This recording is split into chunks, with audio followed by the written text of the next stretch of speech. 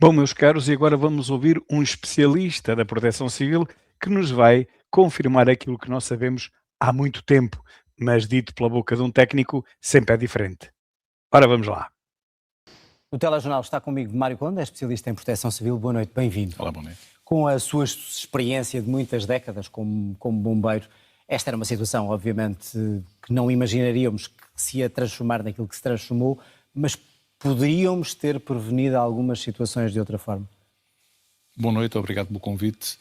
Efetivamente, há situações que não se conseguem prever, nem resolver no momento. Pode-se antecipar com trabalhos de antecipação, fazendo algumas medidas de autoproteção, mas esta situação que aconteceu em Leiria, aquela zona de Leiria, é extremamente difícil. Conseguir minimizar aqui os estragos que esta tempestade provocou e que neste momento está uma cidade completamente destruída. Portanto, são cenários dantescos em que vai dar muito trabalho a recuperar e a levar à normalidade, mas efetivamente não podemos dizer que podíamos fazer alguma coisa para evitar isto. A natureza não nos deu hipótese disso. Mas, por exemplo, em termos de... que é uma queixa que ouvimos aqui de todas as pessoas que estão desesperadas, a falha das comunicações e autarcas e até colegas seus, Claro bombeiros, a dizer, mais uma vez, o Claro Ciresp falhou. Isso é ou não algo que nos deve preocupar depois de algumas lições que tivemos de falhas e há sempre a promessa de um grupo de trabalho que está a trabalhar para resolver? Efetivamente é verdade. Podemos voltar atrás a 2017, nos incêndios de Pedrógão, no apagão e agora, e parece que não aprendemos nada que aquilo tem acontecido e os problemas das comunicações, que é o pilar principal num teatro de operações para conseguirmos resolver algumas situações, e é o que nos falha na primeira base em que não conseguimos efetivamente comunicar. Isso é grave. É grave e é o mais grave. Recordando que em Pedrógão, aquelas dezenas de pessoas que foram enviadas para aquela estrada, que mais tarde ficou a ser conhecida como a Estrada da Morte, foram enviadas para lá. Porquê? Porque não havia informação. Não havia troca de informação. A GNR não sabia que a estrada estava já toda incendiada, e pensou que seria, digamos, a estrada para poder escoar aquele trânsito e enviou-os para o sítio que, enfim, lá ficaram todos. Falta de informação, falta de comunicação. O Ciresp custou-nos 500 e tal milhões de euros. E depois, quando António Costa foi ministro da Administração Interna, salvo erro, sim, foi reajustado.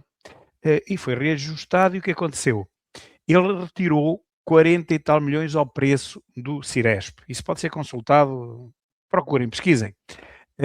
Retirou e baixou o preço e fez uma grande festa com esse grande feito, conseguiu baixar de 580 para 540, ou coisa que o valha, por aí. Retirou 40 a 60 milhões ao bolo, mas isso é uma coisa mínima, porque era menos de 10%, talvez 10% do bolo. O que ele não disse foi que ao fazer esse abaixamento de preço, a fazer esse negócio com o abaixamento de preço de 580 ou 540 para menos 40 ou 60, o que ele não disse foi que tinha retirado muitas redundâncias ao sistema. Eu sei isto porque sou amigo de um técnico superior que na altura, enfim, fez um negócio com o António Costa. E realmente António Costa queria mostrar serviço, queria retirar dinheiro ao Ciresp, que era muito dinheiro, era um escândalo, aquele dinheiro todo, 500 e tal milhões, e o negócio que ele fez foi este, bem, o Sr. Ministro, a gente retira, foi o que disse na altura Altice, é o que a gente retira, mas temos que retirar isto. E ele, não sei se bem aconselhado ou mal aconselhado, optou por fazer exatamente isso. E realmente retirou valor ao preço do produto, mas também retirou redundâncias. O que significa que quando um sistema, que é redundância, quando um sistema não funciona, tem que haver um sistema alternativo que faça a mesma coisa. Como acontece nos aviões, não é? Todos os sistemas dos aviões têm redundâncias. Se uma avaria, tem um sistema alternativo. E aqui foram retiradas algumas. Eu não sei exatamente quais, mas posso saber porque essa pessoa felizmente ainda vive, ainda é minha amiga. Posso saber exatamente que redundâncias foram, se quiserem ter essa, mas não é muito importante. O que interessa é que ou melhor, sem essas redundâncias, quando o sistema falha, não há nada que consiga substituir o sistema que falhou. E, portanto, a comunicação caput. Não há comunicação nenhuma, ponto final. Ou seja, deixámos de ter uma coisa que teoricamente funcionaria, mas mais cara, para termos uma coisa ligeiramente mais barata, mas que não funciona. E, se recordam, na sequência dos grandes incêndios de 2017, em Pedrógão Grande, enfim, foi feito um estudo, não é? Porque Portugal é o país dos estudos, dos grupos de trabalho, dos estudos, como ele diz muito bem. Este técnico diz muito bem, as pessoas passam a vida a estudar, mas depois não há resultados nenhum desse estudo. Serve apenas para distribuir mais uns milhares por meio de pessoas e acabou-se, faça um dossiezinho, um relatório e fica tudo na mesma. Foi o que aconteceu com o Ciresp. Depois dos incêndios de Pedrógão, aconteceram logo no ano seguinte os incêndios de Monchique e depois o apagão. Entretanto, houve mais incêndios e o Ciresp nunca funcionou, a verdade é esta. Mas pronto, incêndios normais, não foram incêndios de grande monta. Houve maneira de comunicar, apesar do Ciresp não funcionar. Mas que nunca funcionou bem, não, isso é verdade. Depois houve o apagão, em que o Ciresp também não funcionou. E vos dizer que esse relatório que foi entregue ao governo de então, de António Costa, como sabem, depois, o que é que ele diz? Diz que o Ciresp funciona a não ser que haja graves problemas, como, por exemplo, incêndio nas matas. As comunicações iam através dos cabos. Ora, se os cabos ardem no meio das florestas, os postes estão colocados no meio das florestas, as florestas ardem, os postes também, e adivinhem lá o que é que acontece aos cabos. Aos cabos também ardem. E, portanto, deixa de haver nenhuma comunicação. Acabou. Apesar disso, depois do incêndio, voltaram a pôr cabos telefónicos no meio das florestas, meus caros. Isto é brincar com quem trabalha, como diria o outro palhaço rico. Isto é brincar, não é? Então, se foi diagnosticado que nunca podiam passar os cabos de comunicações que trouxessem a comunicação do Ciresp no meio das matas, que eventualmente podem arder, então, e voltaram a colocá-los lá. Estão mesmo a pedir que aconteça a mesma coisa. E aconteceu a mesma coisa. E olhem, na minha zona, raro é o ano em que aquelas matas entre Ceia e Nelas não ardam. E têm lá sempre cabos telefónicos. Ficam algumas povoações sempre sem telefone. Hoje em dia o telefone já é como o outro, mas é que os cabos telefónicos também trazem muitas vezes o sinal das televisões por cabo. E então ficam as povoações sem TV por cabo durante uma semana até voltarem a pôr cabos novos, como aconteceu ainda este ano, por exemplo. Portanto, meus caros, é isto. O Ciresp não funciona, o preço foi baixo, mas ele deixou de funcionar. Agora resta saber se na versão normal, mais cara, ele funcionaria. Que eu cá, para mim, tenho que isto ia dar ao mesmo. Ou seja, de uma forma ou outra, se os cabos passam no meio das matas, as matas ardem, os cabos também, tanto faz que haja redundância como não é? Os estudos são prolongados, somos um país de grandes burocracias, não se resolve os problemas no momento, não existe um plano B para as comunicações, tirando a rede ROB, que é a rede operacional de bombeiros. Efetivamente, continuamos com problemas que se gastou milhões e o resultado é zero. E quem sofre isso somos nós no terreno, não é mais ninguém. Nós queremos comunicar, a população quer comunicar, porque sem comunicações não conseguimos ir a lado nenhum e temos, efetivamente, Leiria com este problema que houve pessoas com ferimentos graves que tiveram-se de deslocar aos bombeiros para pedir ajuda porque as comunicações falharam. As corporações de bombeiros, nestas circunstâncias, como é que comunicam? Ouvimos aqui um autarca que, na falha do Ciresp, recorreu aos bombeiros para utilizar um telefone de satélite. Eu não sei se recordam, depois dessa bronca, devem se recordar, pelo menos alguns, depois dessa bronca dos incêndios de Pedrógão e depois na Serra da Estrela, mais tarde em 15 de outubro, mesmo ano, o Ciresp veio a apressar-se a fazer um teste ao vivo para mostrar que aquilo funcionava. E puseram um telefone, uma central numa cave, e depois as pessoas cá em cima a tentar comunicar. Isso foi feito ao vivo. Eles tinham tanta certeza que aquilo funcionava que fizeram ao vivo. Conclusão, não funcionou.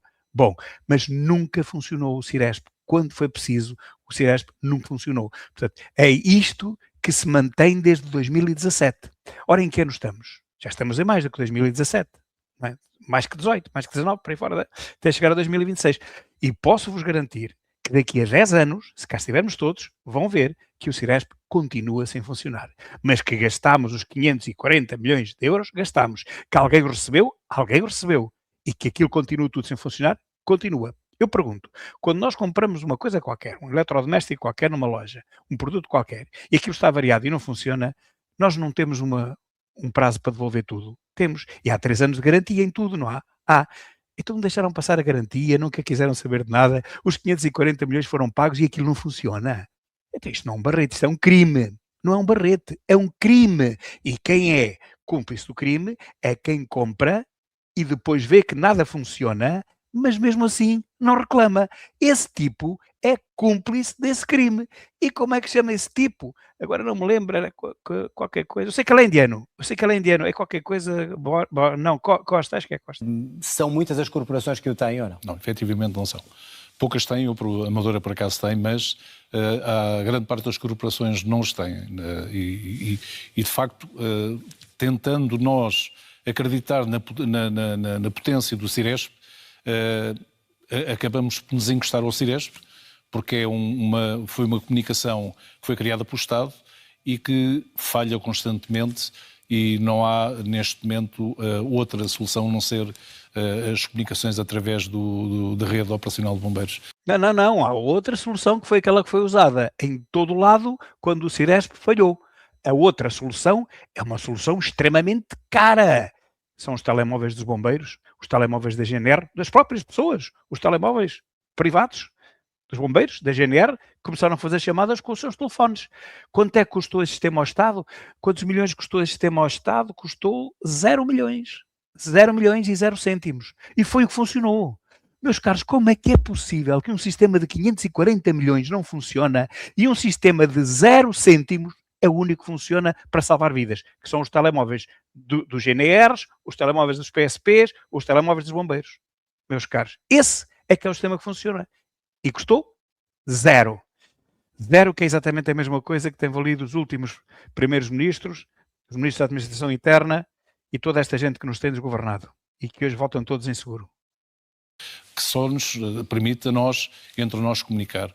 O facto é que continuamos a não aprender com todas estas situações que acontecem no país e continuamos a fazer estudos atrás de estudos e dá a sensação que às vezes os estudos ficam na gaveta, não sei porquê. Para si, com tudo o que temos visto e ouvido, Eu até acho que esses estudos nem chegam a ser entregues.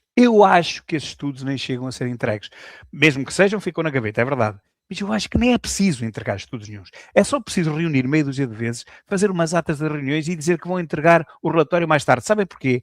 Porque quando entregarem o relatório, o governo já é outro. Já não querem saber daquilo para nada. É como os 50 projetos dos 50 aeroportos de Lisboa. Quando o estudo chega ao fim e custou não sei quantos milhões, que é para isso que servem os anúncios do novo aeroporto de Lisboa, é para se encomendarem estudos que custam milhões e depois chega-se à conclusão que não se pode fazer ali por causa das aves, não se pode fazer além porque também é não sei o quê, depois não se pode fazer além por causa das lagartixas e não se faz nada, mas há uma coisa que se faz, são os relatórios, que custam milhões cada um. Esse é o negócio do aeroporto de Lisboa. Tal como o combate aos incêndios é o negócio dos incêndios. Tem que haver incêndios para haver combate aos incêndios. Porque se não houver incêndios, não há dinheiro para ninguém. Isso não pode ser, pois não? Bem, mas uma coisa de cada vez. Desta vez voltou a falhar essencialmente a comunicação. Desta vez voltou a falhar a comunicação. Aliás, desta vez voltou a falhar quase tudo que falhou para trás. A saber?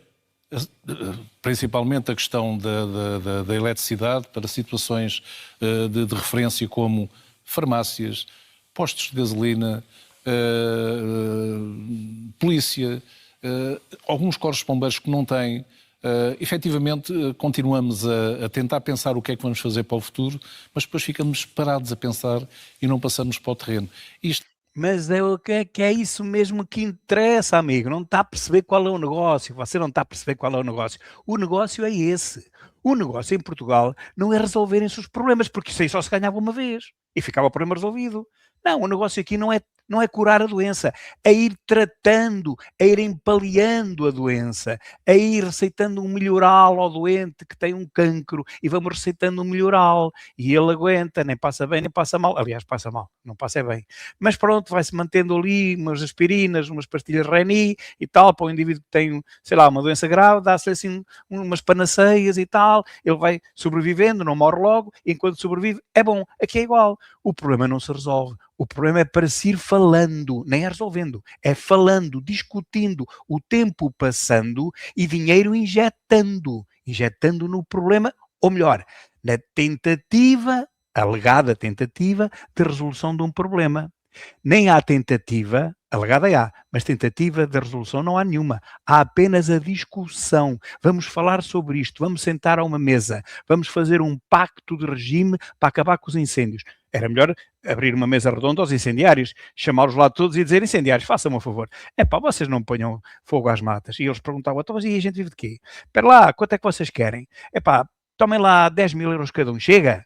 Eles diziam: chega, sim senhora, pronto, 2.000 incendiários a 10.000 euros, resolvia-se o problema quê? Com 20.000 euros, 30.000 euros, 50.000 euros, nem que fosse 100.000 euros, ok? Mas é que assim custa 100 milhões, cada incêndio. No final do ano custa 1.000 milhões, ou seja, gastamos talvez 1.000 vezes mais do que gastaríamos se pagássemos aos incendiários para ficar em casa. Vejam bem o absurdo que isto é.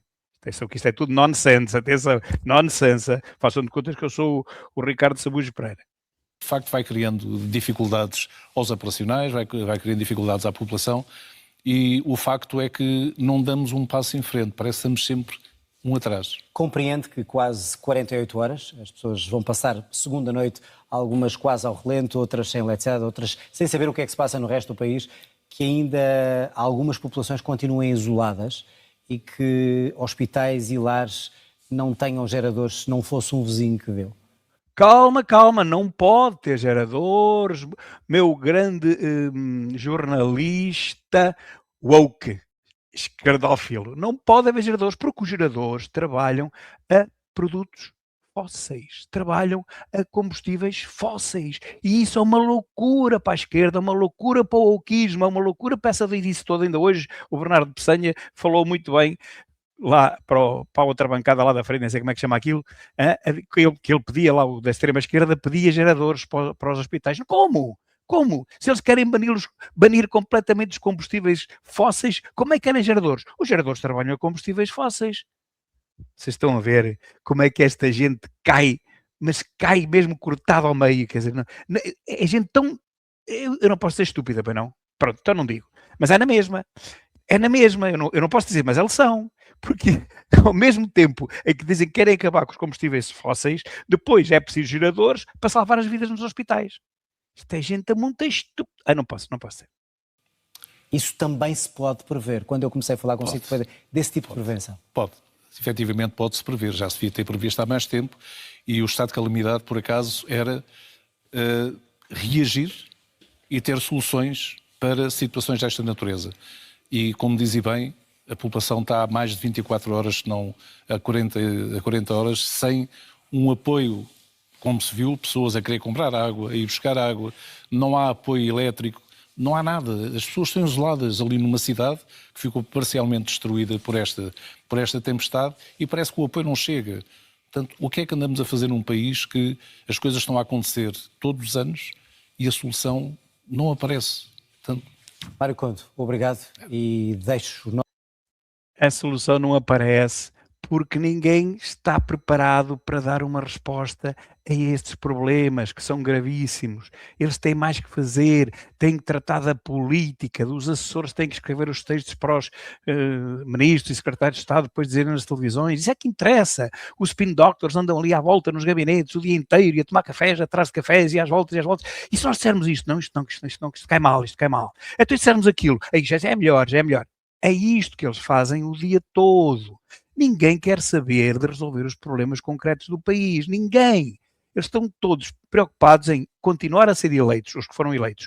Os que não foram eleitos estão todos preocupados em serem eleitos a seguir. Portanto, é isto que lhes interessa à classe política portuguesa, meus caros. E agora que os começo a conhecer, e estou com eles quase todos os dias a vê-los, não é? A ouvi-los falar, mais certeza tenho disto. Eu antes já desconfiava. Mas a gente manda umas bocas para o ar, mas agora é que eu tenho mesmo a certeza. A preocupação da classe política portuguesa, a grande esmagadora maioria da classe política portuguesa que está no poder, é manter-se no poder, não é resolver os problemas do país. Mas longe disso, agora, não pode haver problemas, senão eles depois não são eleitos. Então, o problema deles é só este, é que não haja broncas, que é para eles continuarem a ser eleitos. E a oposição, tirando a nossa, que nós não queremos que haja broncas nenhumas, queremos resolver o país, mas a oposição, neste caso do PS, é que haja broncas, que é para poder apontar o dedo ao ministro que falhou. Olha, os ministros já nem aparecem no Parlamento. A ministra da Saúde, já ninguém a vê há não sei quanto tempo. A ministra da Administração Interna, que houve este problema agora, também não dá fé. O próprio Presidente da República, que eu acho que ainda é o Marcelo, ouvi dizer que ainda era o Marcelo, acho que ainda não houve eleições, mas por visto já, porque quem vai agora visitar as populações já não é o Marcelo, já lá esteve hoje o Calimero, que anda em câmara lenta, e mesmo assim consigo lá chegar já hoje. Ora, o Marcelo veio hoje dizer ao fim do dia, já depois de Calimero lá ter ido hoje, veio o Marcelo dizer que está a pensar em ir nos próximos dias visitar as vítimas. Está a pensar, ainda não decidiu. Está a pensar. Portanto, o atual Presidente da República ainda consegue ser mais lento do que o cúmulo da lentidão que é o seguro. Ou seja, isto se calhar é para não dar, para o ajudar também, né? Para não dar a impressão a quem vê, dizer, pá, espera aí, então o Presidente da República já lá está e o Calimero ainda não chegou lá e ainda está a pensar se há de ir. Não, o Calimero já lá está. Agora, o Presidente da República está a pensar, que é para dar mais digamos, para lhe dar a primazia, pensa ele, ao seu futuro sucessor. Mas está com azar porque não vai acontecer. Marcelo não teve sorte nenhuma nos últimos 10 anos e também não vai ter sorte quando for substituído, porque não vai ser substituído pelo Calimero Zero, vai ser substituído por André Ventura. Ai, que vai ser uma bronca tão grande. Não faz mal, não faz mal. Portugal vai melhorar, meus caros. Estas poucas vergonhas que nós temos vindo aqui a ver com este vídeo, com o vídeo anterior que eu fiz e outros que vão vir agora a seguir, mostram-vos o estado caótico a que chegou esta nação, este país, porque ninguém faz nada, ninguém é capaz de fazer nada, ninguém sabe fazer nada, nem conhecem ninguém que saiba fazer alguma coisa. Ao menos podiam conhecer alguém que soubesse fazer alguma coisa, um técnico. Temos o CEO do SNS que também não aparece, a ministra não aparece, ninguém na saúde aparece, então não aparece ninguém em coisa nenhuma. E agora, quando há um problema, quem é que sabe fazer alguma coisa? Ninguém. Ninguém. É para contratem alguém que saiba fazer as coisas, para que saiba fazer qualquer coisa, já que vocês não sabem. Olha, contratem, não precisam de contratar ninguém. Precisam só de ir embora e deixar a Ventura trabalhar. Ok? Grande abraço e até já.